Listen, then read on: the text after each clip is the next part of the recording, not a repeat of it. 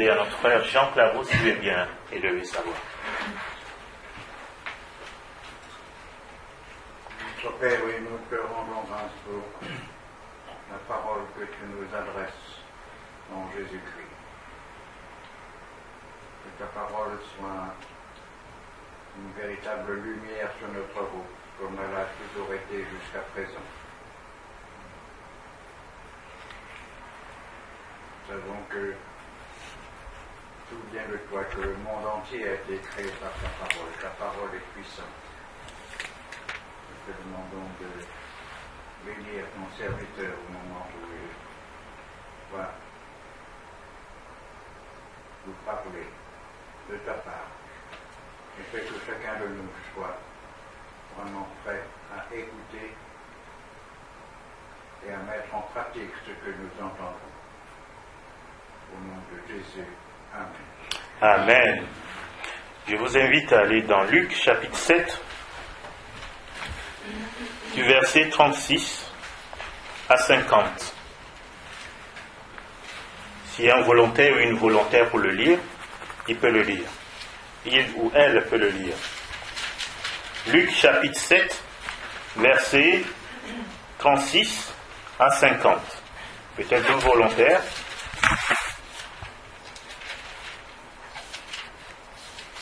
Un pharisien pria Jésus de manger avec lui. Jésus entra dans la maison du pharisien et se mit à table. Et voici une femme pécheresse qui se trouvait dans la ville. Ayant su qu'il était à table dans la maison du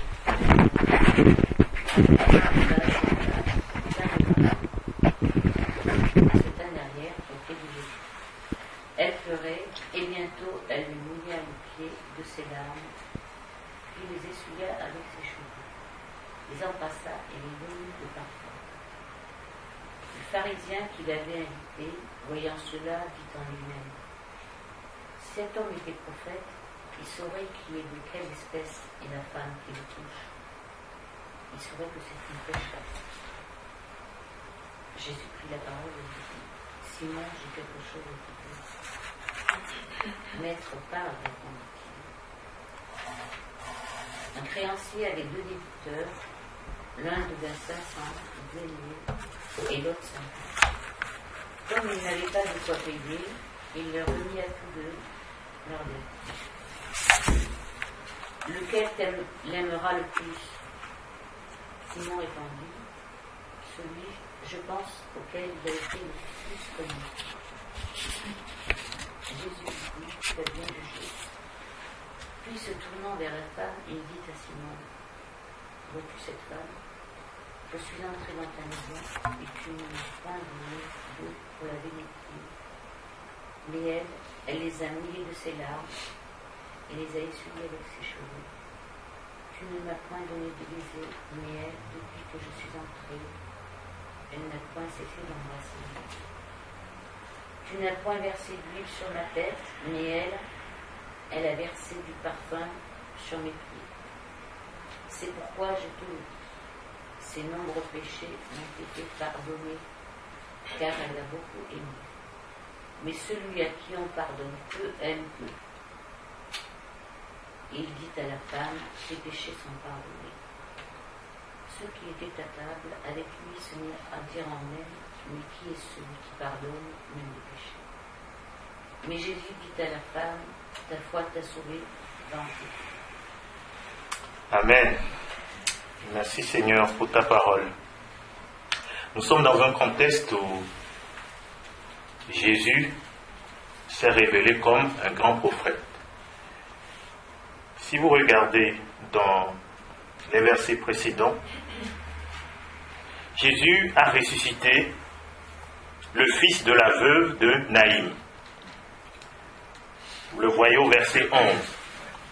Il dit: le jour suivant, Jésus alla dans une ville appelée Naïm. Ses disciples et une grande foule faisaient route avec lui. Lorsqu'il fut près de la porte de la ville, voici on portait en terre un mort, fils unique de sa mère, qui était veuve, et il y avait avec elle beaucoup de gens de la ville. Le Seigneur, l'ayant vu, fut ému de compassion Ça vous parle, n'est-ce pas? Compassion pour elle. Et elle lui dit, ne pleure pas. Ne pleure pas. Il s'approcha et toucha le cercueil. Ceux qui le portaient s'arrêtèrent. Il dit, jeune homme, je te le dis, lève-toi. Et le mort s'assit, se mit à parler. Jésus le rendit à sa mère. Un Dieu plein de compassion. Et qu'est-ce qui s'est passé à la suite? Tous furent saisis de crainte. Et ils glorifiaient Dieu, disant, un grand prophète a paru parmi nous. Et Dieu a visité son peuple. C'était la nouvelle qui circulait partout. Un grand prophète a paru parmi nous. Et Dieu a visité son peuple. Mais, au même moment, il y a le doute qui commençait à naître dans les cœurs. A commencer par Jean-Baptiste. Jean-Baptiste fut informé de toutes ces choses de par ses disciples. Il en appela 2 et les envoya vers Jésus pour lui dire, es-tu celui qui doit venir ou devons-nous en attendre un autre? Et qu'est-ce que Jésus a fait? Est-ce que Jésus a dit, Jean-Baptiste, mais tu ne crois pas en moi? Non, Jésus tout de suite, à l'heure même au verset 21, Jésus a guéri plusieurs personnes qui avaient des maladies, des personnes de maladies, d'infirmités, d'esprits malins, et il rendit la vue à plusieurs aveugles. Il leur répondit, allez rapporter à Jean ce que vous avez vu et entendu. Les aveugles voient, les boiteux marchent, les lépreux sont purifiés et les sourds attendent, les morts ressuscitent. La bonne nouvelle est annoncée aux pauvres. Rien que pour Jean-Baptiste, Jésus a fait ça. Pour le rassurer. Jean-Baptiste, ensuite, il a élevé Jean-Baptiste. Il dit, de tous les prophètes qui ont paru, il n'y a pas plus grand que Jean-Baptiste. Mais par contre, dans le royaume de Dieu, dans le royaume de Jésus-Christ, quiconque entre dans le royaume de Jésus-Christ est plus grand que Jean-Baptiste. Mais de tous les prophètes qui l'ont précédé, il est le plus grand. Jésus l'a élevé. Et quand il a dit ça, mais Jésus a dit à la fin, verset 31, à qui donc comparerai-je les hommes de cette génération? Et à qui ressemble-t-il? Il ressemble aux enfants assis dans la place publique et qui, se parlant les uns aux autres, disent, nous vous avons joué de la flûte et vous n'avez pas dansé. Nous vous avons chanté des complètes et vous n'avez pas pleuré. Car Jean-Baptiste est venu ne mangeant pas de pain et ne buvant pas de vin, et vous dites, il a un démon. Le Fils de l'homme est venu mangeant et buvant, et vous dites, c'est un mangeur et un buveur, un ami des publicains et des gens de mauvaise vie. Nous sommes dans ce contexte-là. Il y en a qui doutent de Jésus. Et le pharisien, dans ce contexte, invite Jésus à dîner. Le pharisien invite Jésus, et pendant qu'ils étaient à table, il y a une femme qui rentre. Au début, tel que c'est écrit, on dit une femme pécheresse. Mais quand vous voyez la suite, vous verrez que rien, en la voyant, ne pouvait dire que c'est une femme pécheresse. Parce que quand elle lavait les pieds avec ses larmes, quand elle pleurait, elle essuyait avec ses cheveux, Simon a commencé à dire dans son cœur, si cet homme était un prophète, il saurait que c'est une femme pécheresse. Lui sait, il connaît la femme. Mais cette femme, imaginez-vous à sa place. Tout le monde dit, il y a un grand prophète. Dieu a visité son peuple. Cette femme, c'est comme nous tous. Quand tu pèches contre Dieu, ta conscience te reproche. Cette femme a toujours souffert de voir que le péché domine dans sa vie. Mais cette femme sait que Dieu est miséricordieux. Il est plein de compassion. Il vient de le manifester à la veuve de Naïm. Il a ressuscité son fils unique. Cette femme savait à qui elle avait affaire. Elle savait que Jésus était dans les parages. Imaginez-vous, vous êtes là, on dit, il y a le grand prophète chez Angelina. Qu'est-ce que tu fais? Tu t'invites, hein? Moi, je m'invite chez Angelina. Parce qu'elle savait que la seule façon pour être sauvé, c'est d'aller à Jésus. Et cette femme, comme dit la parole de Dieu, elle s'est approchée du Seigneur, malgré tout ce qu'on pourra dire d'elle. Ce sont les violents qui s'emparent du royaume de Dieu. Elle s'est approchée. Elle s'est approchée de Jésus. Et qu'est-ce qu'elle a fait? Elle a commencé à pleurer. Elle a commencé à pleurer sur les pieds de Jésus, à verser ses larmes, des larmes de repentance. Ce que le Seigneur m'a inspiré en préparant ce message, il dit, tu vois cette femme, elle voit les pieds de Jésus pleins de poussière, parce que Simon ne lui a pas lavé les pieds. Simon l'a reçu comme ça. Un grand prophète, on va voir si c'est vraiment un prophète, un grand prophète de Dieu. Il n'a pas reçu, il n'a pas eu le minimum d'hospitalité. Il ne lui a même pas lavé les pieds. Il ne lui a même pas fait un bisou. Il ne lui a même pas versé l'huile sur la tête. Mais cette femme, quand elle s'est approchée de Jésus, elle a commencé à pleurer.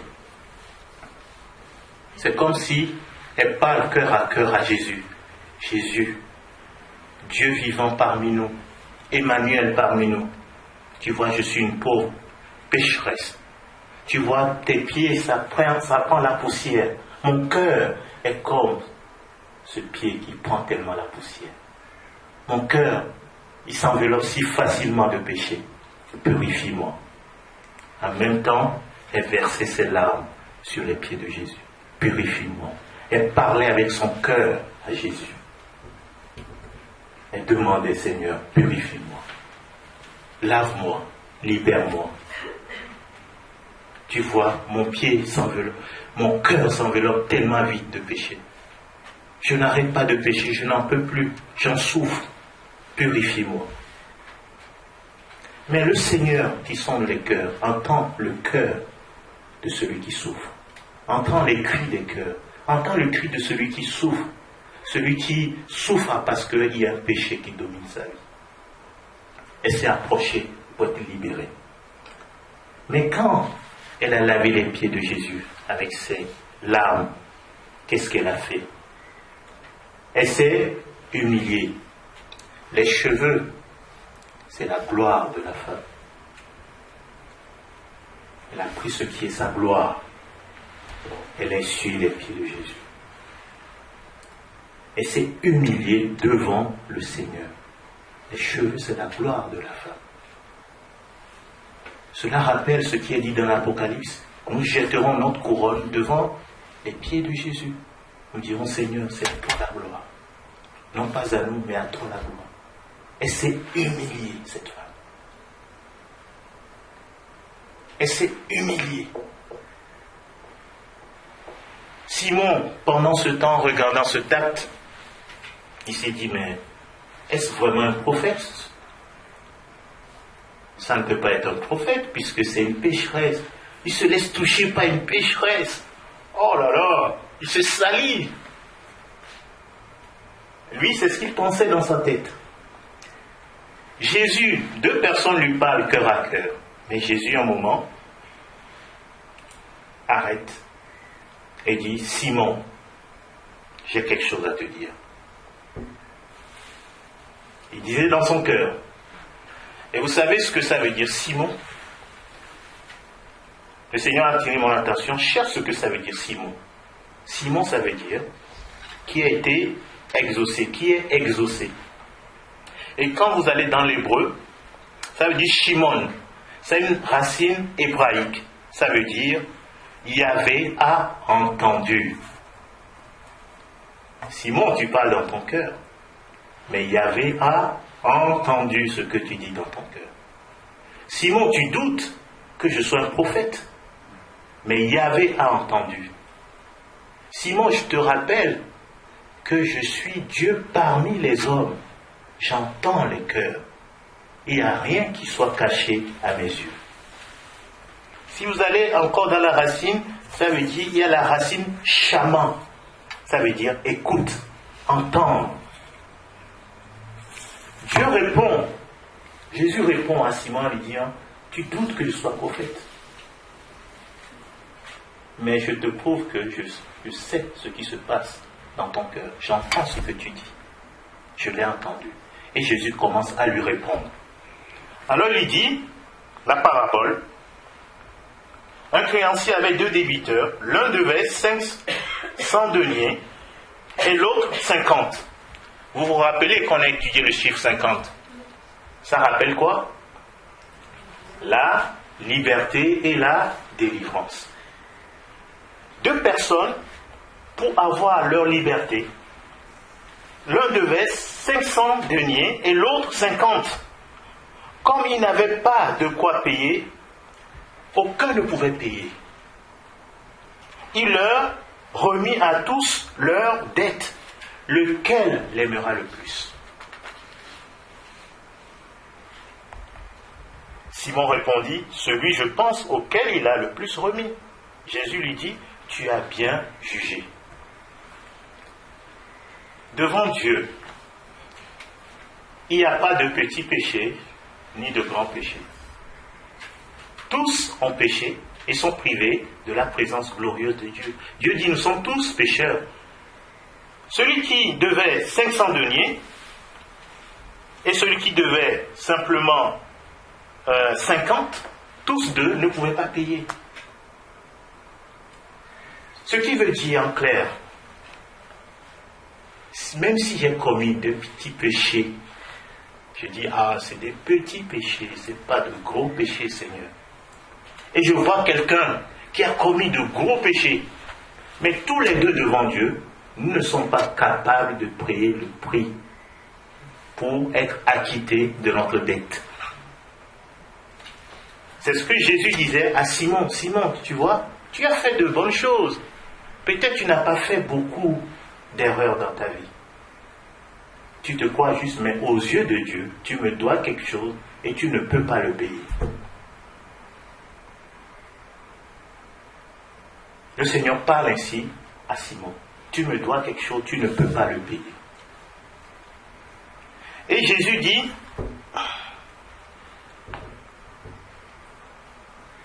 après avoir dit ça, il dit à Simon, puis se tournant vers la femme, il dit à Simon, vois-tu cette femme, je suis entré dans ta maison. Tu ne m'as point donné d'eau pour laver mes pieds, mais elle les a mouillés de ses larmes, elle les a essuyés avec ses cheveux. Tu ne m'as point donné de baiser, mais elle, depuis que je suis entré, elle n'a point cessé de me baiser les pieds. Cette femme s'est humiliée.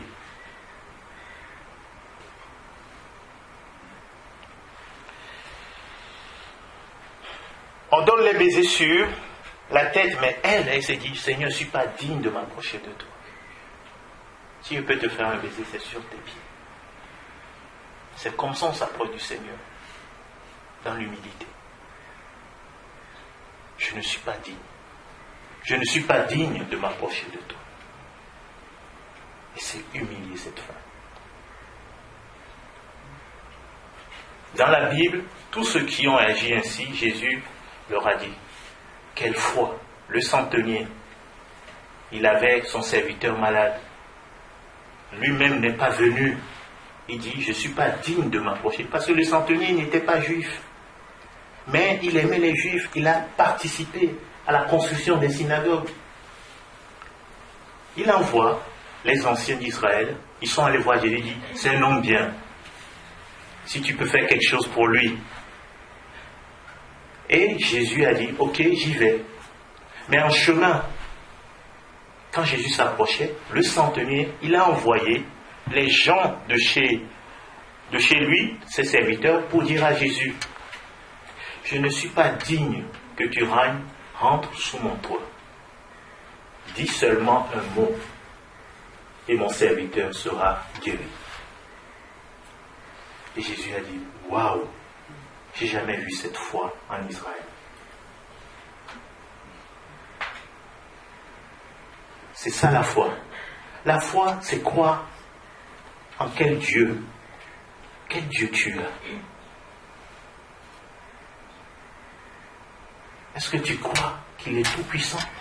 Est-ce que tu crois qu'il peut résoudre n'importe quel problème?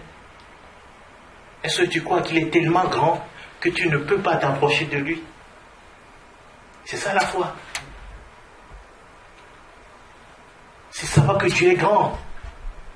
C'est savoir que Dieu est tout puissant. Que ses pensées sont au-delà de nos pensées. Ses voix au-dessus de nos voix. Son amour tellement grand que tu ne peux pas imaginer à quel point il t'aime. Sa bonté tellement grande. Quand nous pensons cela, notre foi se développe. Dis seulement un mot. S'il est vraiment Dieu, si tu as foi qu'il est vraiment Dieu, dis seulement un mot. Cette femme était au pied de Jésus. Elle parlait avec son cœur.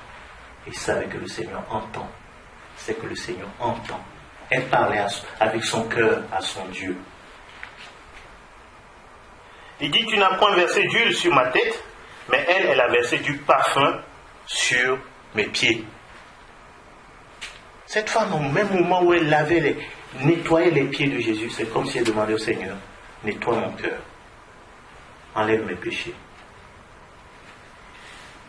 Seigneur, parfume mon cœur. Et parfumer les pieds. Avant, il fallait utiliser de l'huile. Mais elle a utilisé un parfum. L'huile était abondante. Mais le parfum, elle a choisi du parfum pour mettre sur les pieds de Jésus.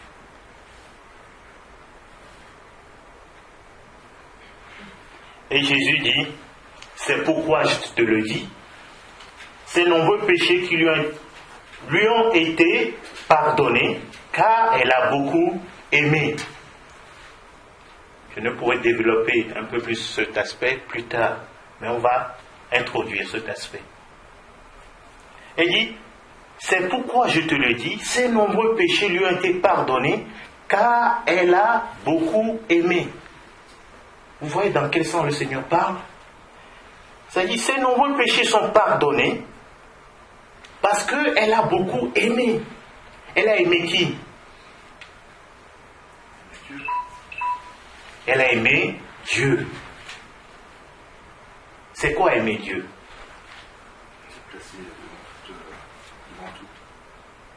Oui. C'est croire sans voir. C'est croire sans voir. Quel est le premier commandement? Voilà. Le premier commandement nous dit, tu aimeras ton Dieu de tout ton cœur, de toute ton âme, de toute ta pensée, de toute ta force. Et le Seigneur dit, je te le dis, ses nombreux péchés lui ont été pardonnés. Pourquoi? Parce qu'elle a beaucoup aimé. Par rapport aux pharisiens. Le pharisien a-t-il aimé Jésus? Si Jésus est Dieu parmi nous, parce que le bruit courait partout, c'est Dieu qui visite son peuple. Un grand prophète. La parole de Dieu dit, si tu reçois un prophète en qualité de prophète chez toi, tu recevras une bénédiction correspondante. Mais lui dit, je te reçois Jésus, mais il ne lui a pas donné le minimum de respect, d'accueil. Bien-aimés, nous aussi, il y a deux aspects dans la marche avec le Seigneur. Il faut d'abord l'aimer de tout son cœur, de toute son âme, de toute sa force. Il faut lui donner la crainte qui lui est due, l'honneur qui lui est dû. C'est ça, aimer Dieu. Plusieurs passages dans la parole de Dieu nous le disent. Deutéronome d'abord Deutéronome 6 nous dit, tu aimeras l'Éternel ton Dieu de tout ton cœur, de toute ton âme, de toute ta force. Et Deutéronome 10-12 nous dit, maintenant Israël, que demande de toi l'Éternel ton Dieu, si ce n'est que tu craignes l'Éternel ton Dieu, afin de marcher dans toutes ses voies, d'aimer et de servir l'Éternel ton Dieu, de tout ton cœur et de toute ton âme. Aimer Dieu, c'est le premier commandement. Si je n'aime pas Dieu, je ne peux pas avoir foi en lui. Si je n'aime pas Dieu, je ne peux pas venir à lui. Je ne peux pas lui dire, tu es mon sauveur. Je ne peux pas croire en sa bonté. Je ne peux pas croire qu'il peut donner son Fils unique pour moi, pour me sauver. Et ce principe, je n'ai pas le temps pour vous lire tous les passages. Dans Exode 20, verset 6, le Seigneur dit, il fait miséricorde jusqu'à 1000 générations à ceux qui l'aiment et qui gardent ses commandements. Cette femme a-t-il eu miséricorde ou pas? Elle a eu la miséricorde de Dieu parce qu'elle a aimé Dieu. Ce principe, ce premier commandement que Dieu donne à tous les hommes, c'est ça qui déclenche la foi et qui nous amène au salut. Le brigand sur la croix, il y avait 2 brigands, ou peut-être plus. Que disait l'un? Luc 23, versets 39 à 43.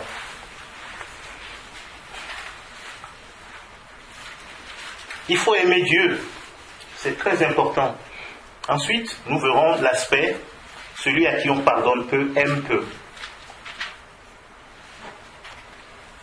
On verra ça peut-être la semaine prochaine, Dieu voulant.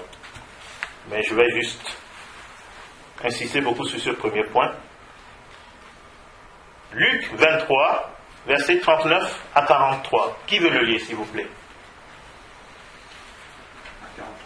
Oui. Un des bandits, cloué sur une croix, insulte Jésus en disant, tu dis que tu es le Messie? Alors, sauve-toi toi-même et sauve-nous aussi. Mais le deuxième bandit fait des reproches au premier en lui disant, tu es condamné à mort comme cet homme, et tu ne respectes même pas Dieu. Pour toi et moi, la punition est juste. Nous l'avons bien mérité. Mais lui, il n'a rien fait de mal. Ensuite, il dit à Jésus, Jésus, souviens-toi de moi, quand tu viendras comme roi. Jésus lui répond, je te le dis, c'est la vérité. Aujourd'hui, tu seras avec moi dans le paradis. Amen. Amen. Qu'est-ce qui a déclenché le salut d'un bandit et pas de l'autre? Parce qu'il a aimé le Seigneur. Il a craint son nom. Il dit, ne crains-tu pas Dieu, toi qui subis la même condamnation? Quand tu commences à respecter Dieu, tu n'es pas loin d'être sauvé. Tu n'es pas loin de la foi. Parce que plus tu considères Dieu, plus il s'approchera de toi. Acte 10, verset 22. Encore un autre exemple d'un homme qui a aimé Dieu, qui a considéré Dieu, qui a honoré Dieu, et à qui Dieu vraiment accorde le salut. Acte 10. Aimer Dieu, c'est craindre son nom. Aimer Dieu, c'est l'honorer. C'est lui reconnaître son autorité, sa place de Dieu unique.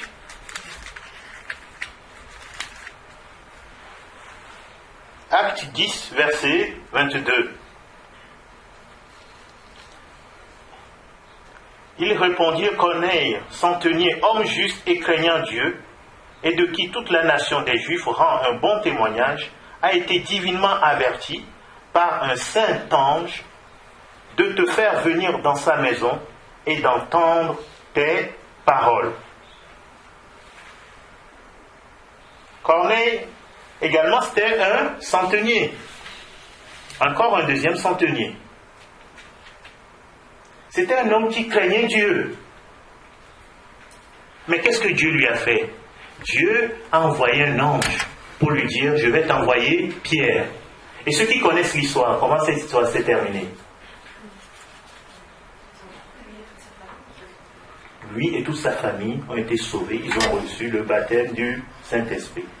Dieu a envoyé le Saint-Esprit pour les Juifs, et c'est Corneille et sa famille, c'est le peuple, entre guillemets, des païens, qui la première fois ont reçu le baptême du Saint-Esprit. Parce qu'il a craint Dieu, parce qu'il a aimé Dieu. Il a obéi à ce commandement premier. Tu aimeras ton Dieu de tout ton cœur. Quand tu l'honores. Amen, Rémi. Quand tu l'honores, honorer son Dieu. C'est ça l'aimer. Je ne peux pas aimer Dieu comme j'aime José. Quand j'aime Dieu, je l'honore. Il est au-dessus de tout. Amen. Ce premier commandement est très important. C'est pourquoi le Seigneur nous dit, dans Apocalypse 14, versets 6 à 7.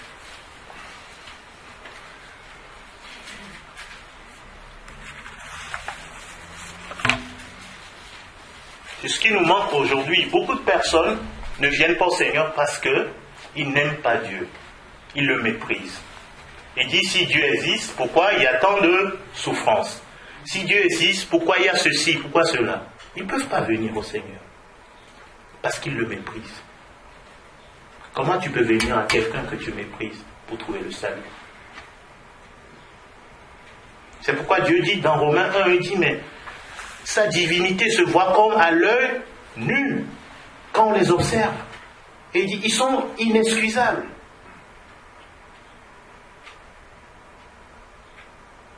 Le premier pas pour aller vers le Seigneur, c'est de l'aimer, le considérer, le respecter, lui rendre gloire. Et ensuite, il te dit, voilà, je te montre le chemin pour venir à moi. C'est mon Fils Jésus-Christ. Elle a beaucoup aimé, c'est pourquoi tous ses péchés lui sont pardonnés. Dans Apocalypse 14, versets 6 à 7, Rémi, tu peux le lire, s'il te plaît. Apocalypse 14, versets 6 à 7. C'est important, c'est la base de tout. C'est l'évangile. Vous voyez, Apocalypse, c'est quoi? C'est le dernier livre. Ce n'est pas l'Ancien Testament. Mais écoutez bien ce que la parole de Dieu nous dit. Je vis un autre ange voler au milieu du ciel. Il avait un évangile éternel. Un évangile éternel. Ce n'est pas un évangile qui s'arrête. L'évangile, c'est la bonne nouvelle. Un évangile éternel, oui. Pour l'annoncer aux habitants de la terre, à toute nation, tribu, langue et peuple. Il disait d'une voix forte, craignez Dieu et donnez-lui gloire. Amen. Craignez Dieu et donnez-lui gloire. Car l'heure de son jugement est venue, et prosternez-vous devant celui qui a fait le ciel, la terre, la mer et les sources d'eau. Amen. Et prosternez-vous. Qu'est-ce que cette dame a fait? Elle s'est prosternée. Elle s'est humiliée. Et il a même lavé les pieds de Jésus avec ses larmes, essuyé avec ses cheveux, baisé les pieds de Jésus avec sa bouche. Elle a oint les pieds de Jésus avec du parfum de grand prix. L'évangile éternel, l'évangile qui ne cessera jamais. Dans l'Apocalypse, il dit, craignez Dieu. C'est-à-dire que nous n'allons pas être au ciel et jouer avec Dieu comme on joue avec son pote.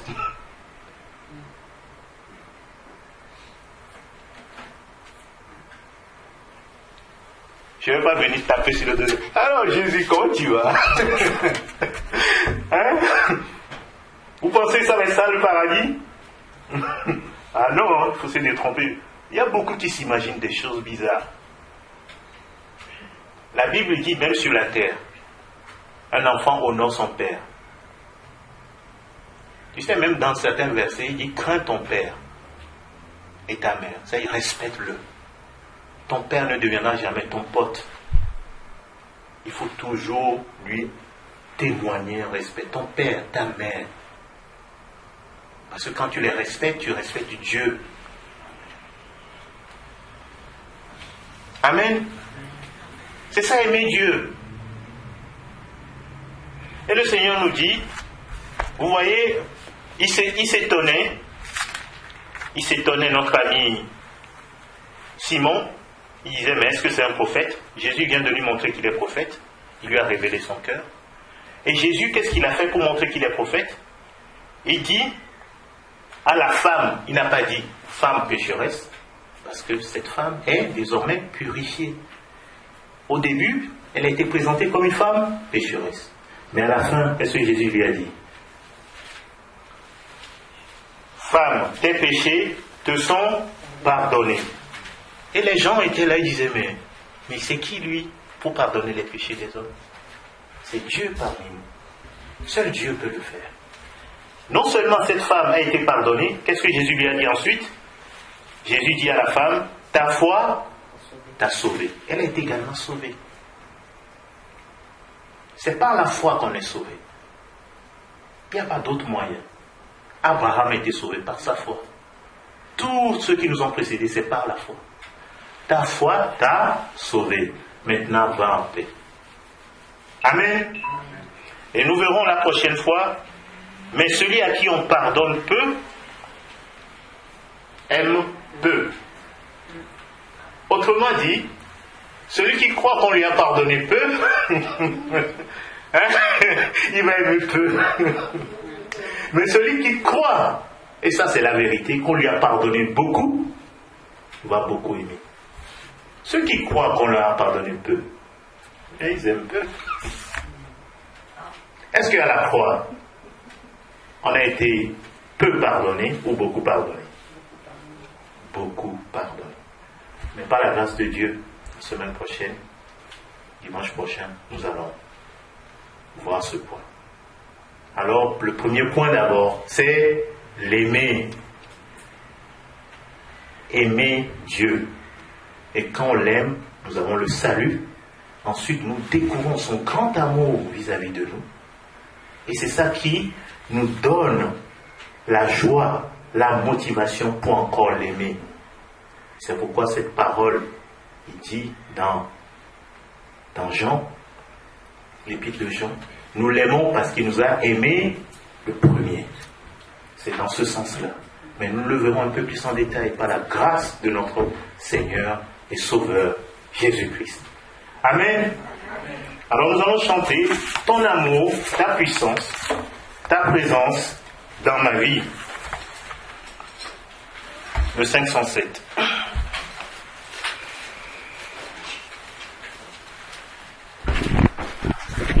On va se lever, s'il vous plaît, à la gloire de notre Dieu, pour chanter ce cantique.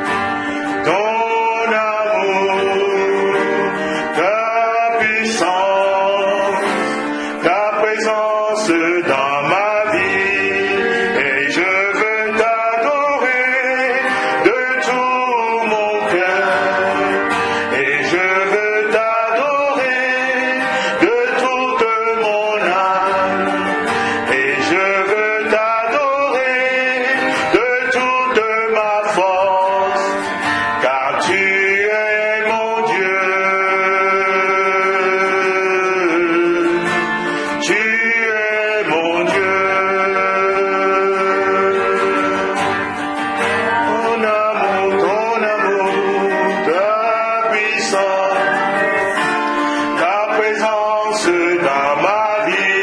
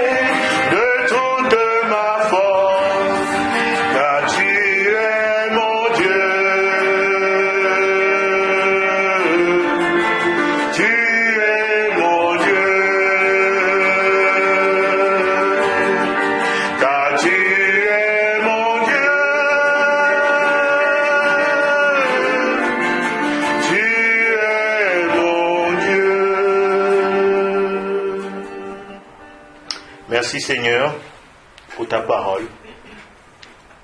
Nous voulons t'aimer. Toi qui nous as vraiment fait voir ta gloire. Toi seul qui es le seul vrai Dieu. Nous voulons t'aimer Seigneur. De toute notre force. Nous voulons t'aimer de tout notre cœur, de toute notre âme Seigneur. Apprends-nous à t'aimer Seigneur. Par-dessus tout. Tu dois être le premier dans nos vies. Ce n'est pas quelque chose que tu nous demandes pour nous nuire. Non, parce que Seigneur, s'il y a quelque chose à aimer le plus, c'est toi. Parce que c'est toi notre source de bonté. C'est toi notre source de bénédiction. C'est toi la source de la compassion. Si tu es le Dieu fidèle, c'est la source d'amour. Nous voulons t'aimer, Seigneur.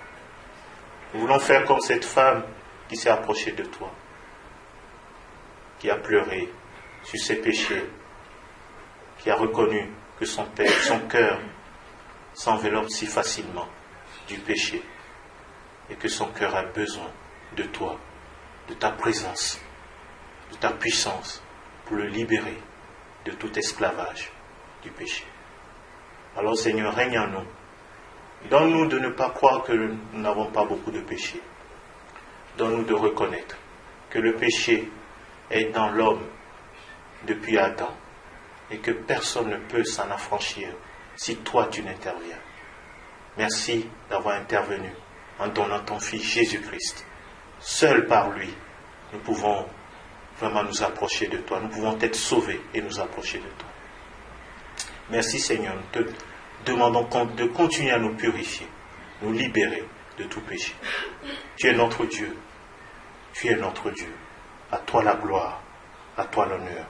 Au siècle des siècles. Amen. Amen. Veuillez prendre place s'il vous plaît.